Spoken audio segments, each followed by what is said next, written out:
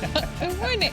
Good afternoon. How are you, Melissa? I'm doing well. How are you? It's good. Nice to see you. Kara's taking the day off. She's a little under the weather today, so we hope she has a speedy recovery. And we are talking about Meghan Markle right off the top of the show.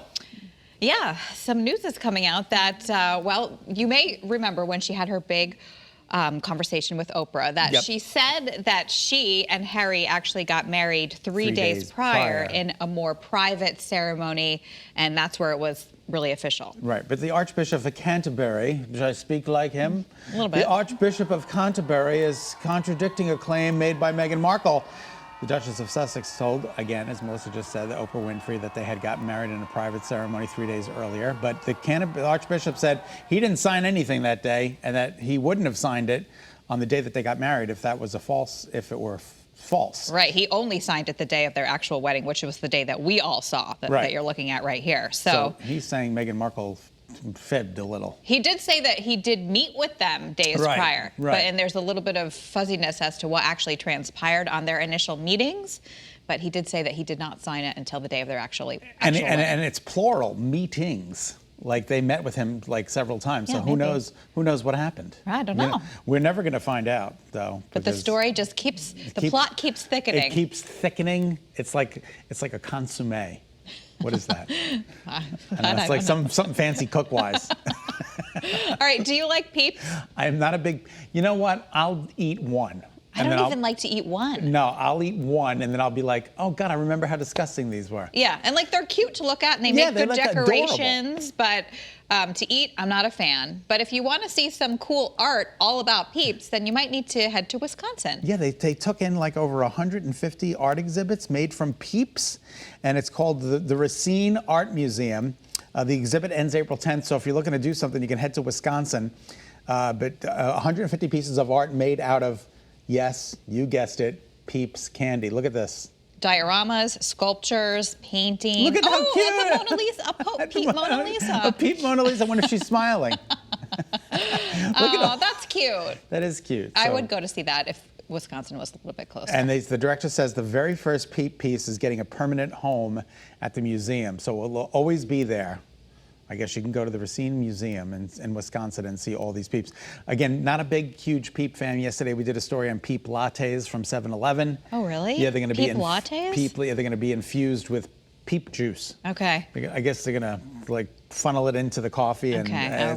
Well, actually, Charlotte and I went to Target yesterday, and it was her birthday, so I said yes to this. Oh, normally I wouldn't. Oh, yes, thank you. Yeah, happy belated. 15. Can you believe it? Oh my God. I know, it's crazy. But there was Peeps cereal. I cannot believe she's 15.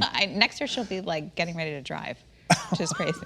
That's just so crazy. But she wanted Peeps cereal, and I said yes, and we all tried it for dessert last night. And it was actually kind of good. It tasted like Lucky Charms. Yeah. But, you know. Lucky Charms is one of my least favorite because it was marshmallow. That's the best part about it. I don't know. I was just like, whatever. They don't taste like marshmallows to me. They taste like hard candy.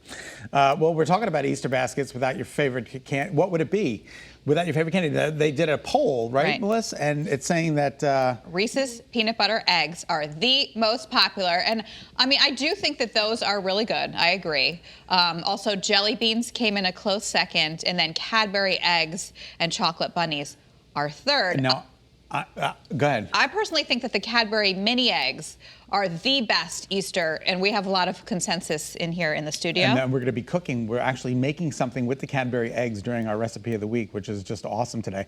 I thought they were M&Ms when I first grabbed them. See, now you see those jelly beans that they just showed there? Yeah. I don't like those jelly beans. I like the traditional jelly beans. Those are the ones with all the flavors. Yes. They come in coconut. I don't like that. I don't really care for the flavored jelly beans. We're just not agreeing today because I actually like those jelly beans, but not the jelly regular beans. ones. Oh, yeah, that's so too funny. sweet for me, and they all kind of taste the same. Isn't that? See, that's the ones right there No. that are kind of funky.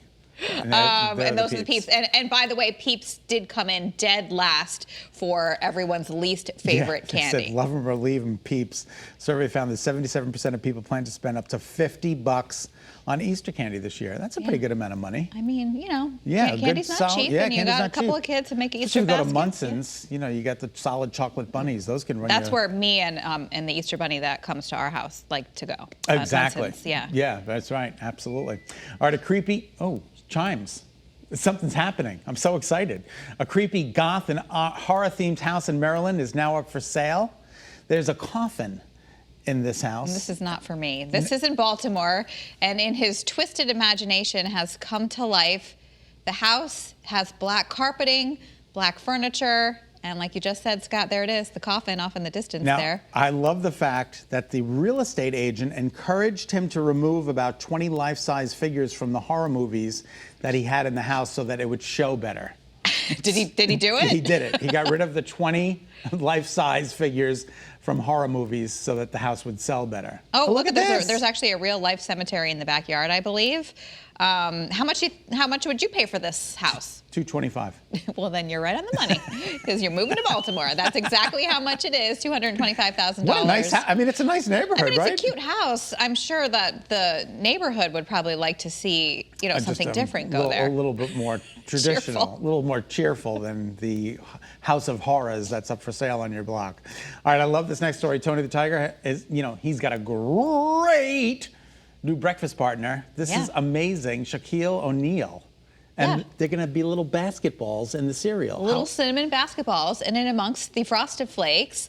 It's sure to be a slam dunk. Bum. Yeah, cinnamon-covered basketballs. And part of it, you may get to win an autographed box of cereal. Yeah, Shaquille O'Neal. I guess you have to go online and kind of tell them about your experience. They want you to, by placing comments about why they feel sports are important on Shaq's Instagram post. And he says that it's been a lifelong dream that he's always wanted Frosted Flakes. He wanted to be on the box of the Frosted Flakes. I didn't think that they could ever get this together, but they have. I mean, is it really a lifelong dream to be on a Frosted That's what Flakes? it says right here. A lifelong dream in quotation marks. So. All right, well, good for them. I would like to be on a box of Wheaties.